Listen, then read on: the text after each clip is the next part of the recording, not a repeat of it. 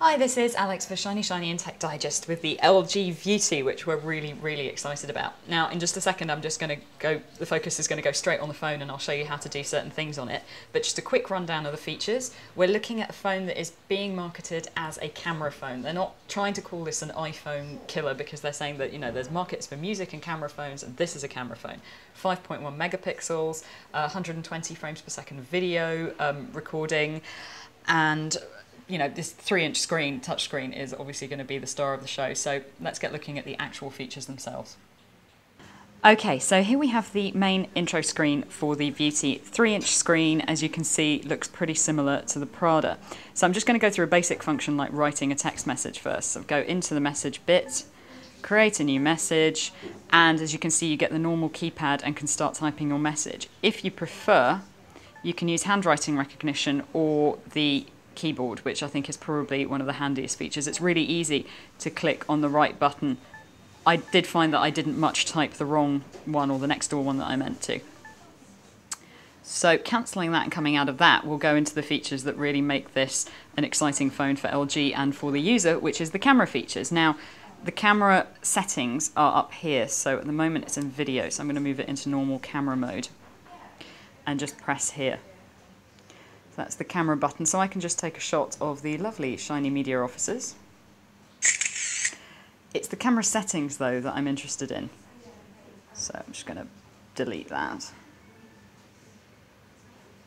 That's the settings bit. So as you can see, image size, you can choose between 640, 480 and 320. Image quality is listed there as well. You can choose a particular white balance. You can see that these are features that you would expect to find on a normal camera as well. The ISO feature is quite handy because it goes up incrementally up to ISO 800, which is pretty good for a camera phone. That combined with the low light settings means that actually what looks like a very murky shot in this viewfinder turns out to be an extremely well balanced and very clear shot when you look at the playback. Color options, timer, macro, shutter sounds, focus, and back to normal. So you can actually change to the second camera here and have a look at Ray, our cameraman. So going back into video mode. Now the exciting thing about the video mode on this particular camera is that you can choose to shoot at 120 frames per second. And the thing about that is, even though you can't play back at 120, you can only play back at 30, it means you can do things like slow motion and so forth. So video settings, as you can see, you have more options on the image size and things like that if you're recording specifically for YouTube or something like that. I keep getting my hand in front of the viewfinder. So again, the usual image quality and so forth. The exciting thing about video, however, is also that you can do quite a lot of editing on screen.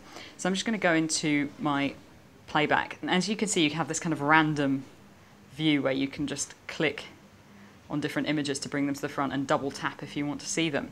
But you can also just have a standard view of what's going on. So I'm just going to do some video editing here. I've gone into my piece and I'll just press pause because it comes up with these icons down the side, and I'm going into the bottom one, which is the video editing options that you can actually do. I'm going to try some audio dubbing so I can give my video a soundtrack. So when I turn it around, I can see that if I've already got voice recordings on here, I can use one of those or one of the default pieces of music or sounds that I have on here.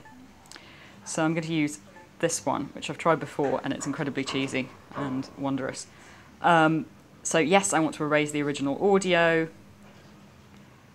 and it should ask me now, yeah, if the audio file is shorter than the video file, you can choose whether to just play it once or repeat it. I'm going to choose to repeat it, and I want to save it to the original file rather than create a new file, so it's a bit like save or save as.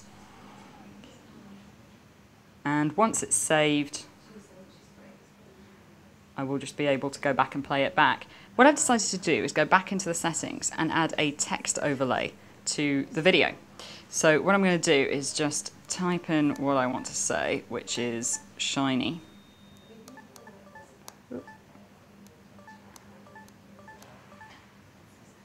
Just wait. I can also do this with the on-screen keyboard as usual. Once that's done, I get the option to set it where I want, which is up there, and also decide when I want it to stop and then save. I'm going to save it to overwrite the original file. So going back into the playback screen, if you click on this little plus here, you should be able to see the information about what you've saved. Now you'll see that the files filmed at 320 by 240 save as 3GP files, which is a QuickTime format, and that's what's playing in the corner of the screen at the moment, so it's an example I've actually made for you.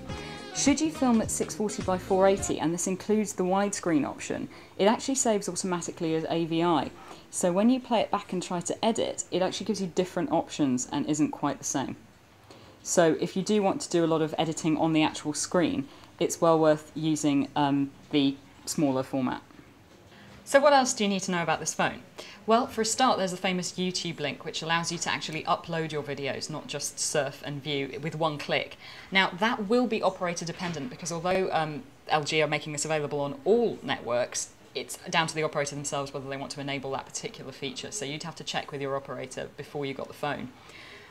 It's an HSDPA phone, so you shouldn't have any problems with browsing or uploading if you do have that YouTube feature enabled. And the reason I'm taking it apart is that the SD card, micro SD card expansion slot is actually under the battery, which is the only slightly annoying thing about the way it's designed. So to recap, amazing camera phone, amazingly easy to use. It's not 100% perfect, but you know, it'd be hard pushed to find the phone that is. But if you're not keen to wait for the iPhone to hit here, and I know LG aren't marketing as an iPhone killer, but you know, I for one, despite being a massive Apple fangirl, would be perfectly happy to be using this one instead.